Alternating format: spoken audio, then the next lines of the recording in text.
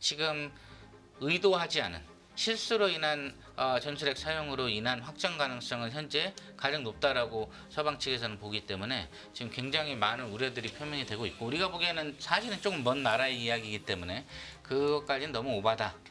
마치 대만 문제에 대해서 미국이 유럽이 보이는 자세랑 우리가 대만에서 전쟁까지 날까라고 보이는 자세랑의 차이랑 좀 비슷한데요. 네. 지금 유럽은 생각보다 많은 공포감과 우려를, 푸틴의 이미지가 우리 한국에서의 이미지랑은 거의 180도 많이 다르다고 보시면 됩니다. 우리는 강한 이미지고 우통 벗고 근육질에 뭐 그런 독재자 정도로 보는데, 또 독재에 익숙했던 그렇죠. 역사가 있고, 우리는 네. 유럽에서는 거의 히틀러에 준하는, 스탈린에 준하는 악마화가 돼 있습니다. 시진핑하고 비슷한 이미지로.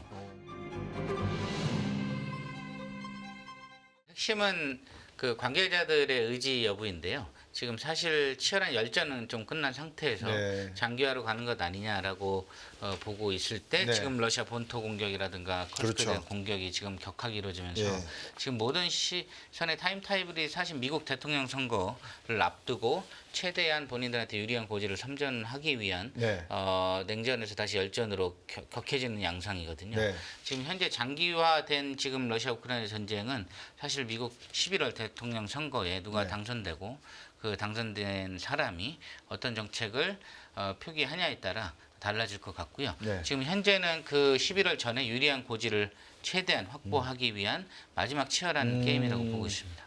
우리 교수님 보시기엔 미 대선 결과 어떻게 예측하십니까? 정치학 박사시니까 한번 여쭤보고 싶어요. 제가 올 1월에 1년간 워싱턴 DC에 있다가 연구년을 마치고 왔는데요. 네. 당시에는 트럼프가 굉장히 유리한 국면으로 많이 가 있던 상태인데, 네. 지금 바이든 대통령이 예. 전격적으로 후보 사퇴를 하면서 네. 해리스 후보의 상승세가 지금 이어지고 있죠. 2달 남은 상태에서 TV 토론이 있을 텐데, 네. 현재는 거의 뭐 예상대로 박빙이지만 마지막 결과는 지금 예측할 수 없는 쪽으로 가고 있고요. 네. 두 후보 간의 외교안보 정책이 너무나 다르기 때문에, 특히 네. 러시아 우크라이나 전쟁은 거의 정반대죠. 그렇죠. 그 결과에 대해서 지금 푸틴, 젤렌스키 모두 주목을 하고 있고, 네. 러시아, 우크라이나 그리고 유럽에 있는 모든 국민들이 대선 결과에 따라서 달라질 양상을 주목하고 있는 것 같아서 네. 지금 저 예상은 트럼프가 전반적으로 우세하다는 평가를 내리고 있다가 네. 해리스 후보의 등장으로 조금 박빙으로 봐야 되지 않나 그렇게 보고 있습니다. 네.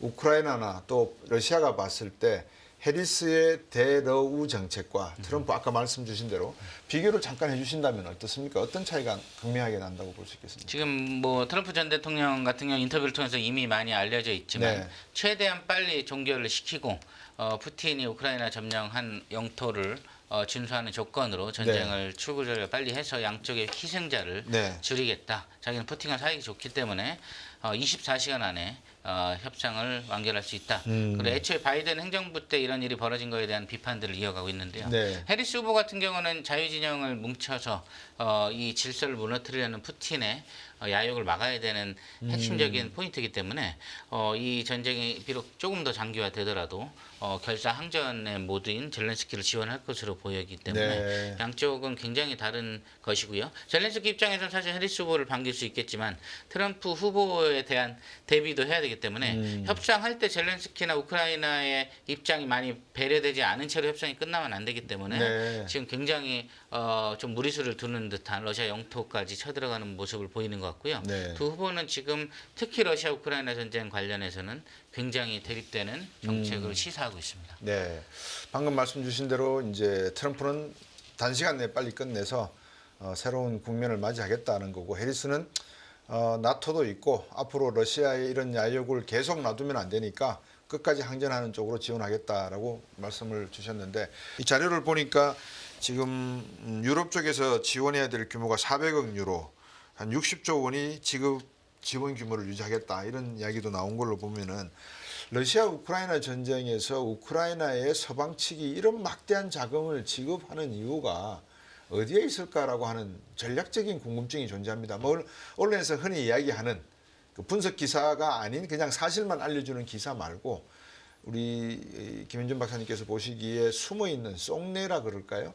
왜 서방 진영에서 우크라이나에 이렇게 막대한 전비를 지원하면서까지 전쟁을 유지하고 있는지 좀 궁금해서 여쭤보고 싶습니다. 저희 입장에서 보면 사실 밑빠진 독에 물붓기 양상으로 네. 우크라이나가 잘해봤자 이제 영토 회복 수준에서 끝날 전쟁이고 네. 가만 보면 이라크나 베트남 전처럼 굉장히 장기화돼서 네. 유럽 국가들이 양자관계에 특별한 이득이 없는데 이렇게까지 그렇죠. 한 거에 대한 궁금증들을 많이 표시할 수가 있는데요. 네.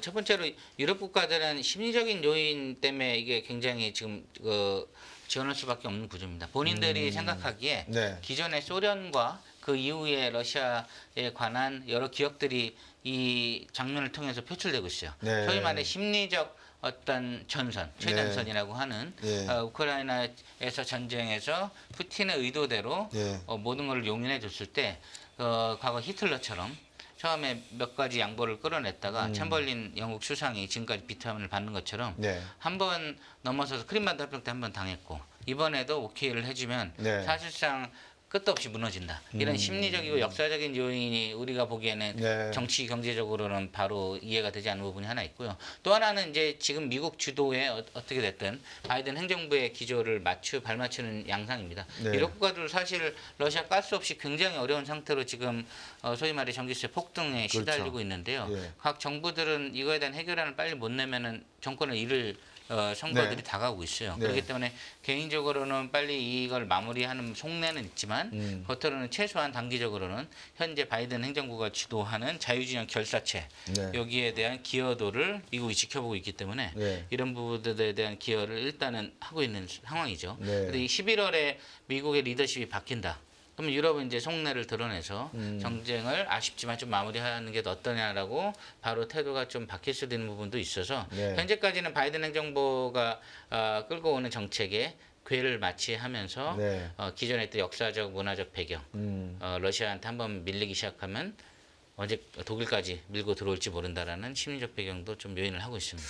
과연 근데 러시아가 푸틴이 아무리 이 북극곰을 상징하고 자기를 미화하고 뭐 신격화한다라고 가정을 해도 지금 유럽 질서에서 러시아가 독일을 밀고 들어오고 폴란드를 침공하고 네덜란드, 스칸디나비아 반도 국가들을 침공한다? 이거는 좀 너무 지나친 상상 아닐까요? 어떻게 보십니까? 예, 저희가 보기에는 지극히 자연스러운 판단인데요. 예. 사실 여태까지 러시아가 소비에트 연방 해체되고 일어난 건 전부 구소련 이내의 전쟁이었습니다. 그렇죠. 체첸, 조지아, 아제르바이잔, 네. 우크라이나까지. 그래서 구소련 내에서 러시아가 위상을 잃으니까 네. 그거에 대한 어떤 국제 질서 위상 회복을 위해서 무리한 부분으로 우리는 객관적으로 좀 본다고 판단을 하고 있는데 네. 실제 유럽에서는 그 이상의 어떤 공포감과 두려움을 표출을 하고 있는 것이죠.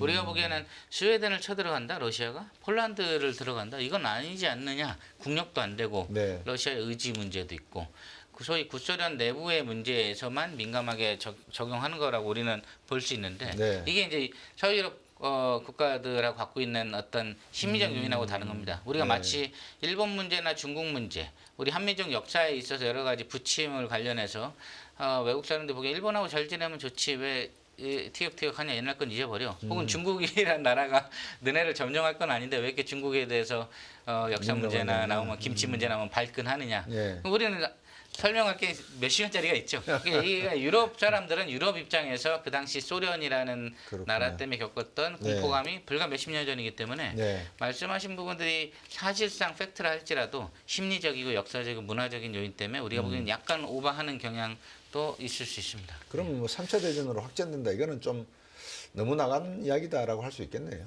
그거는 알 수가 없는 게 지금 푸틴 대통령이 핵사용 가능성을 최근에도 시사를 했어요. 그렇죠. 그러니까 지금 실제 핵사용 가능성이 히로시마 나가사키에 가장 높다고 판단을 하는데요. 쿠바 미사일 위기 빼고 놓고. 네. 지금 의도하지 않은 실수로 인한 전술핵 사용으로 인한 확전 가능성은 현재 가장 높다라고 서방 측에서는 보기 때문에 지금 굉장히 많은 우려들이 표명이 되고 있고 우리가 보기에는 사실은 조금 먼 나라의 이야기이기 때문에 그것까지는 너무 오바다.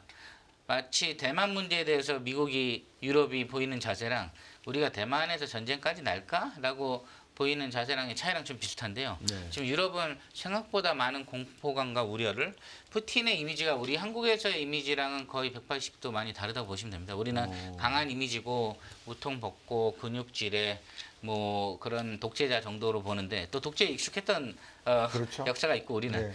유럽에서는 거의 히틀러에 준하는 스탈린에 준하는 악마화가 돼 있습니다. 시진핑하고 네. 비슷한 이미지로 오. 거의 김정은을 100배로 부풀려 놓은 듯한 네. 그런 악마의 이미지가 있기 때문에 실제 핵 사용도 할 수 있다. 그렇기 때문에 우리는 마지노선을 넘지 못하게 레드라인을 확실히 해야 된다. 이런 결사 항쟁인의 의지가 우리의 눈으로 봐서는 조금 좀 흥분해서 선택하는 듯한 어떤 대량 원조라든가 당장의 경제적 이득도 없는 것 같은데 저렇게 러시아에 대해서 접개적인 것들 이해는 되지만 언뜻 보면 박사님 말씀하신 대로 우리한테는 굉장히 많은 질문들이 좀 쏟아져 나올 수 있는 거죠. 근데 그들의 역사적 문화적 맥락, 푸틴에 대한 그들의 이미지 그건 우리하고 굉장히 많이 좀 다릅니다. 워싱턴에 계셔 보셨으니까 최근에 CSIS 국제전략연구소, 그다음에 Center for Foreign Affairs, 그다음에 브루킹스 이런 싱크탱크들에서 러시아 우크라이나 전쟁에 대한 푸틴의 본질 이걸 왜 일으켰다고 보는지 혹시 보신 적 있으신지요? 뭐 거의 매일 접했죠. 미국의 관심사는 대다수는 시진핑의 대만 침공을 여부. 임박한 예. 공포감이고 그때 이제 동맹국들이었고 네. 또 하나가 푸틴의 어떤 유라시안 유니언이라는 장기적 목표를 위한 독재 그를 위한 첫 번째 통로로서의 우크라이나 네. 이런 것들에 대해서 거의 모든 독트린에서 포괄적인 적으로 명시를 했고 위협으로 명시를 합니다. 네. 그렇기 때문에 진보 보수 싱크탱크 할 것 없이 진보 보수 언론 할 것 없이 모두 중국과 러시아에 대해서는 극도적인 어떤 적대감, 혐오감, 두려움들을 표시를 쏟아내고 있고 예. 미국의 진보 쪽은 독재자로서 이미지를 인권 탄압, 민주화, 나발리 이런 사람들에 대한 탄압을 비판하고 뉴욕타임즈나 네. 브루킹스. 나머지 보수 쪽에서는 지정학적 그 어떤 공포감을 굉장히 확산을 합니다. 그래서 네. 실제 러시아, 중국은 옛날부터 거부감이 있었던 대륙의 어떤 권위주의 국가인 것에 더해서 네. 최근 시진핑, 푸틴이라고 하는 새로운 그들 입장에서 이제 독재자로 볼 수 있는 네. 국가들에 대한 두려움과 공포가 집결을 했기 때문에 바이든 행정부 출근했던 가치 동맹이라든가 트럼프 행정부는 사실 중국에 집중하기 위해서 러시아나 다른 국가들하고는 조금 타협을 하자는 거잖아요. 네.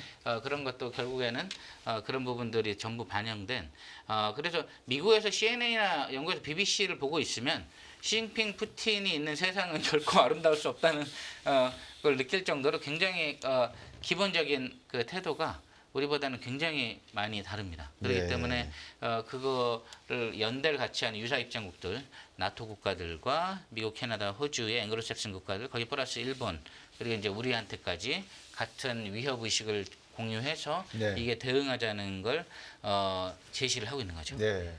나중에 이제 제가 그 대응 부분에 대해서도 한번 여쭤보고 싶은 게 있는데 방금 말씀 중에 시청자 여러분들께서 그냥 훅 지나가신 아주 중요한 말씀을 해주신 게 있어요.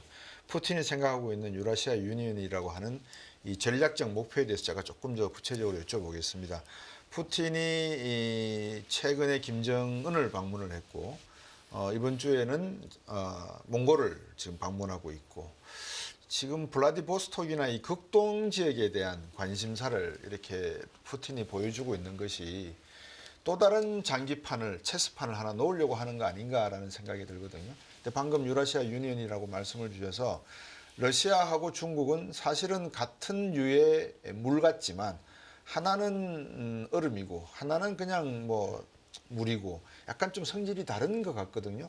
그러니까 둘 간에도 경쟁심과 질투, 시기, 증오가 존재하고 그런 와중에 러시아가 지금 추구하고 있는 이게 유라시아 유니언이라고 하는 게 21세기 자기들 나름대로의 어떤 판을 보는 것인지 그렇다 그러면 우리 김 교수님께서 보시기에 어떤 식의 푸틴의 야욕 아니면 러시아의 전략적 가치가 지금 만들어지고 있는지 한번 궁금해서 여쭤보겠습니다. 아주 중요한 말씀인데요. 네. 1945년 이후에 냉전이 지속됐고 네. 1991년 이후에 미국 중심 패권 그렇죠. 주도 질서, 자유주의 질서가 이제 확립이 됩니다. 네.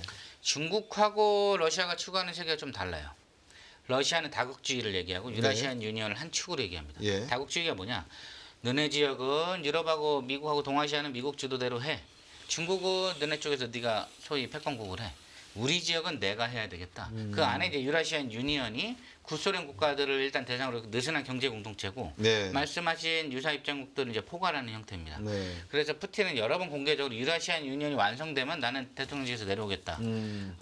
쉽게 완성되지 않기 때문에 내려오진 않겠죠. 그래서 유라시안 유니언이라는 건 그 푸틴이 늘 주장하는 자기 지역에서의 패권국, 네. 러시아의 위상을 회복하는 제국으로서의 러시아를 얘기하고 중국은 사실 미국 주도의 자유주의 질서에서 내가 넘버원이 곧 될 것 같은데 미국은 그걸 인정하라 이겁니다. 네. 이 질서, 무역으로 통한 자기의 어떤 이득이 굉장히 중국 성장에 도움이 됐기 때문에 네. 러시아랑 입장이 좀 다르기 때문에 또 중국과 러시아는 말씀하신 대로 네. 2018년 군사 연합훈련 하기 전까지 단 한 번도 연합훈련 해본 적도 없고 네.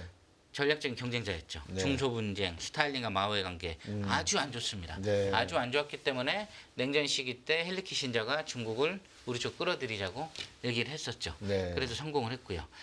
그래서 지금 러시아랑 중국은 사실 느슨한 연대라고 보시면 되고 나토하고 미국처럼 자동 군사 개입이라든가 이런 거는 전혀 없습니다. 네. SCO라든가 현재 연합훈련하는 형태. 네. 오히려 러시아가 이제 북한하고 그런 비슷한 걸 맺어서 자기의 중국보다 밀린 어떤 외교 역량을 몽골, 북한 이런 나라들, 벨라루스라든가 네. 이런 나라를 통해서 확보를 하고 아프리카 중동에 이제 자원 외교를 하고 네. 이런 형태로서 러시아는 꿈을 꾸고 있기 때문에 이런 큰 질서에서 중국이 추구하는 꿈, 러시아가 추구하는 꿈, 미국이 지키려고 하는 이 자유주의 국제 질서, 이 안에 이제 한반도가 있는 상황이고요. 네. 우리는 사실 러시아, 중국도 잘 지내야 된다라는 굉장히 DNA가 같이 있어요. 너무 가깝고 큰 나라고 북한 문제에서 우리 편을 들어줘야 되지 않느냐. 네. 현재까지 그 논리로 가다가 지금 미국이 야 한국 우리한테 완전히 들어와서 중국, 러시아도 같이 적으로 대항하자.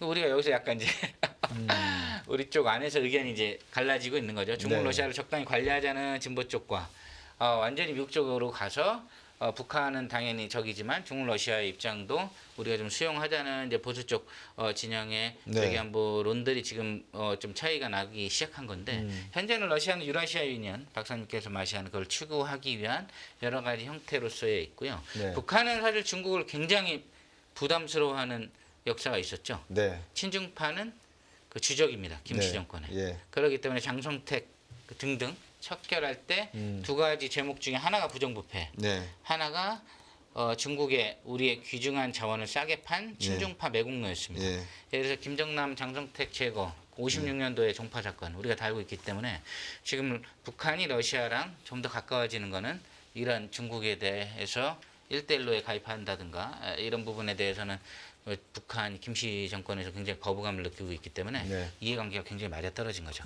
그래서 지금 북중러 연대도 고민해야 되지만 북로가 꽤 많이 이해관계가 붙어 있고 네. 그건 러시아의 큰 그림, 말씀하신 체스판에 네. 유용한 체스를 하나 발견을 한 거고 네. 그 체스도 이 체스판에 있는 게 납배드기 때문에 제재가 일단 통과가 되고 그렇군요. 북한의 노동력이 러시아에 가서 돈을 벌어올 수 있기 때문에 네. 지금 이 관계는 굉장히 우리가 주목을 하고 위협으로 좀 보고 있는 상태죠.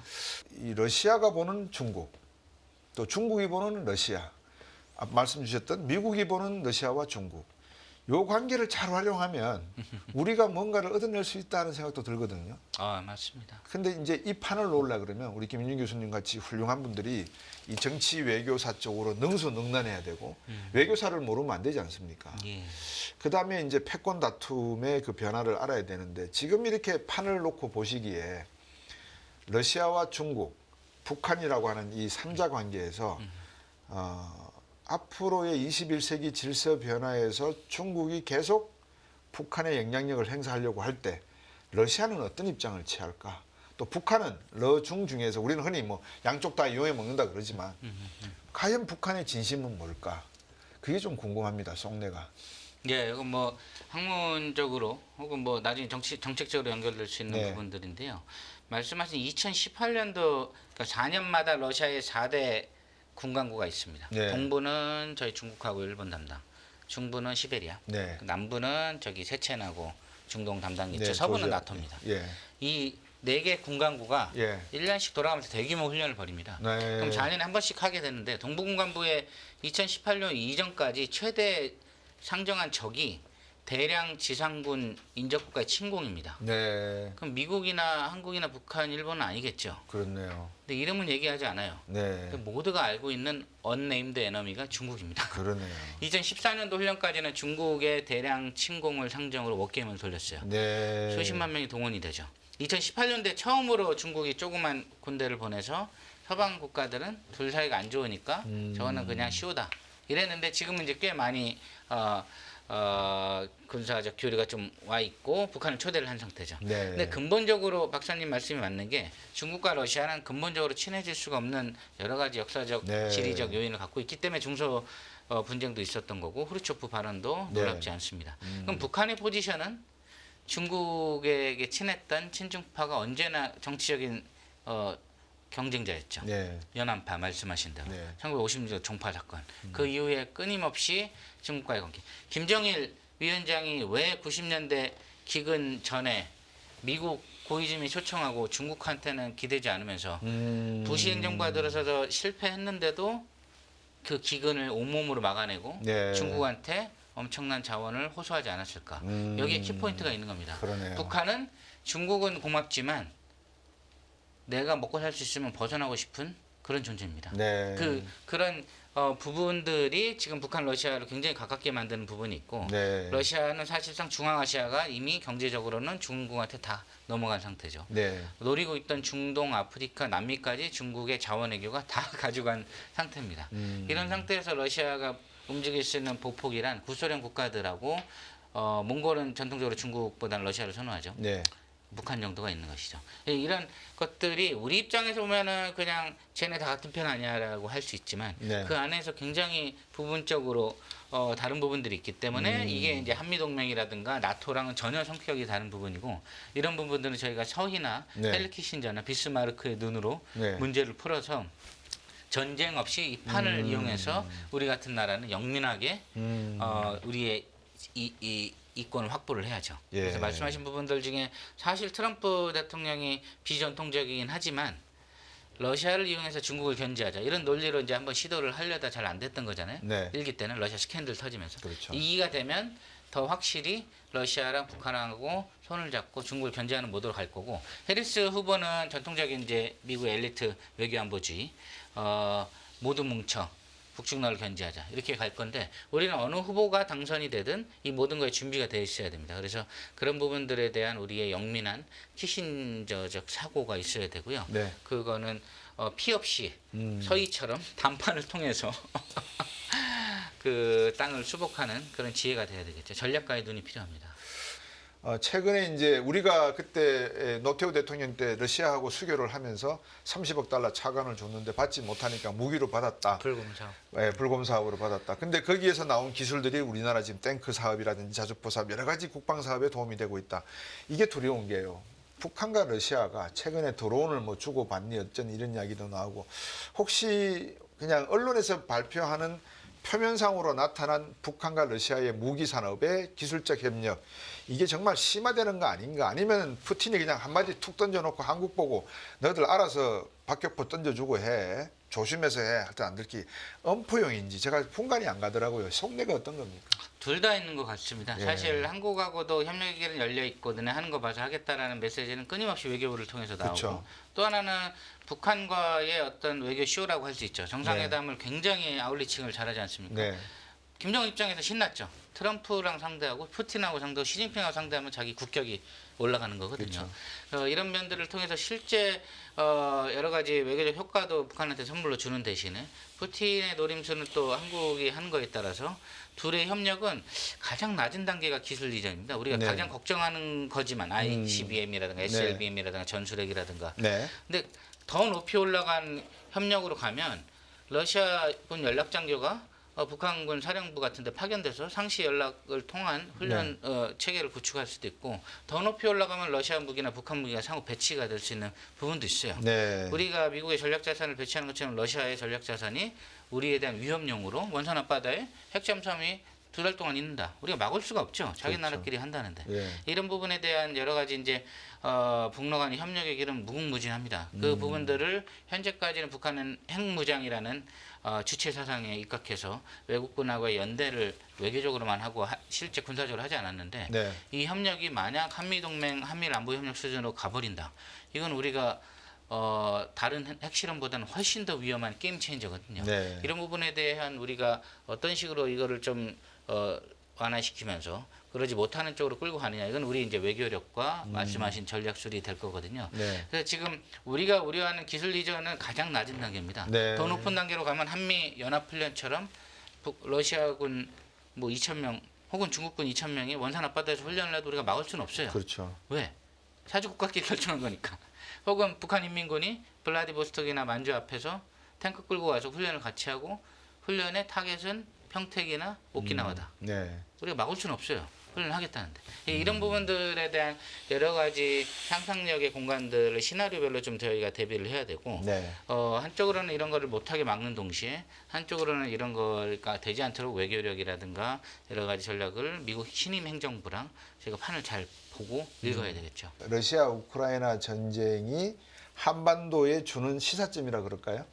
이 전쟁이 러시아에서 푸틴이 이 유라시아 유니온의 서쪽 측 측면을 정리하는 관계라면 앞으로 동북국은 어떻게 정리할 것인지 중국과의 관계는 어떻게 볼 것인지 그 와중에서 한반도의 변화의 가능성 김정은의 모습을 보니까 제가 볼 때도 3년을 넘지 못할 수도 있을 것 같아요. 뭐 지나가는 말로 북한의 변화 가능성에 대해서 우리가 어떤 준비를 해야 될지 또 러시아와 중국의 생각은 어떤지 저는 압록강 넘어서 8월 달에 매달 도하훈련하는 모습을 제가 봤거든요. 중국군이 산동성, 윤영성 군인이겠죠. 이제 그런 점을 놓고 볼 때 과거에 통일신라라고 하지만 한반도 지도를 놓고 보면 평양에서부터 저쪽 원주까지 그쪽은 도호부가 설치되어 있어서 당나라 군대가 그렇죠. 들어와 있었지 않습니까? 그러니까 완전한 통일은 아니었죠. 그런 통일이 될 것인지 아니면 압록강 두만강을 정말 우리 국경선으로 해서 갈 것인지 이런 문제가 우리 한반도의 문제인 것 같아요.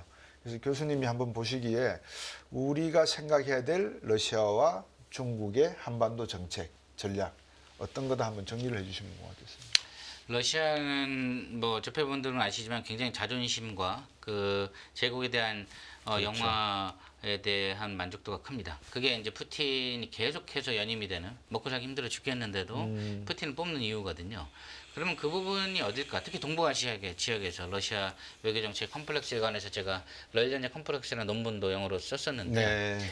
러시아는 이쪽에서 굉장히 취약하다는 걸 본인이 압니다. 뒷마당이죠. 유럽이 핵심 이익이기 때문에 네. 이쪽은 사실 자기의 어느 정도 외교적 위상만 세워지면 프릴레토 정도를 제외하고는 경제적 이익이 핵심입니다. 그래서 블라디보스톡을 샌프란시스코로 만들려고 동방경제 포럼을 했고 네. 미국 돈 안 될 것 같으니까 한국, 일본 자본을 유치해서 여기를 키우려고 했던 게 몇 년 전까지의 모습이었죠. 우크라이나 전쟁이 터지면서 올스탑이 됐고요. 현재는 북한을 통해서 여기도 안보적인 영역으로 변할 수 있다는 메시지를 계속 던지고 있어요. 네. 저희는 사실 그 이전 단계로 좀 돌려서 이 부분에 대한 경제적인 걸 좀 높이면서 북한하고는 중장기적으로 봤을 때 우리 체제를 더 많이 지지해주는 우군들을 좀 많이 확보해야 되는 노력이 있고요. 사실 그 전에는 신한반도 경제 체제 해가지고 러시아에 뭐 에너지 가스 해가지고 그렇죠. 북한을 저렴한 값에 난방비를 쓰게 되면 전쟁을 안 하지 않겠냐 이런 식으로 했던 그림들이 있는데 현재는 이제 그 가스 에너지 때문에 그런데 여러 가지 이제 노력들을 분명히 보수 정부, 진보 정부 때 모두가 했었습니다. 그러니까 이런 부분들에 대한 그림은 여전히 좀 저희가 갖고 있어야 되고요. 중국과 러시아 관계, 중국과 북한의 그 애매모호한 관계들도 저희가 잘 활용해서 우리 한중 관계는 유지하되 그들 간의 관계를 우리가 잘 좀 볼 필요가 있어요. 잘 보고 네. 미국이 어느 행정부가 들어서에 따라 미국은 지금 국익이 가장 중요한 나라이기 때문에 결국엔 우리도 결국엔 초당적인 게 자주국방이라든가 이런 문제가 몇 개 있습니다. 국익 창출이라든가 네. 그런 부분에 있어서 우리는 어떤 위협에도 대비할 수 있는 여러 가지 지금 논의들이 나오고 있는데 그 담론들을 다 수용할 수 있는 방향으로 네. 국민이 좀 뭉쳐야 되고요. 그와 동시에 전쟁의 위기를 낮출 수 있는 그런 외교적인 노력들도 좀 같이 가야겠죠. 그래서 네. 제가 뭐라고 지금 여기 이 자리에서 다 구체적인 걸 말씀드리기보다는 네. 그런 방향으로 최소한 외교안보 국익 자주국방 국방 분야에 관해서는 진보 보수할 것 없이 전반적으로 또 모든 걸 원합니다. 핵에 대한 억지력도 원하고 동시에 북한하고 전쟁을 원하는 사람도 없어요. 네. 그러니까 이런 부분들에 대한 것들을 우리가 좀 지혜롭게 좀 갈 필요가 있고 미국이 지금 힘들잖아요. 글로벌 리더십이 떨어지고 그렇죠. 한국, 일본, 호주한테 도움을 요청하는 이 시기에 우리는 굉장히 많은 것들을 좀 얻을 필요가 있습니다. 어젠다 세트 플레이로 가는 거죠. 네. 룰을 지키는 선수에서 룰을 만든 IOC나 피파로 가는 거예요. 네. 지금 그걸로 가려면 공짜는 없습니다. 그만큼 기여와 희생과 일정 부분 불편한 국가들이 생길 수는 있겠죠. 그런 부분들에 대해서 우리가 어느 정도 국민적 합의를 이루고 나서 실제 전쟁이 벌어지지 않는 이상은 여러 가지 것들에 대한 가버넌스에 대한 국민적 협의가 좀 필요하기 때문에 박사님처럼 이렇게 실익을 구체적인 아이템을 하는 분들하고 같이 전략을 짜서 그런 것들에 대한 국민적 합의가 좀 있으면 좋겠습니다. 네. 끝나지 않은 여정, 변화의 물결소. 우리의 질문은 계속될 것입니다. 거대한 역사로 읽는 인간의 욕망과 부의 흐름. 새로운 부의 미래를 알려드립니다. 자본주의의 적은 자본주의.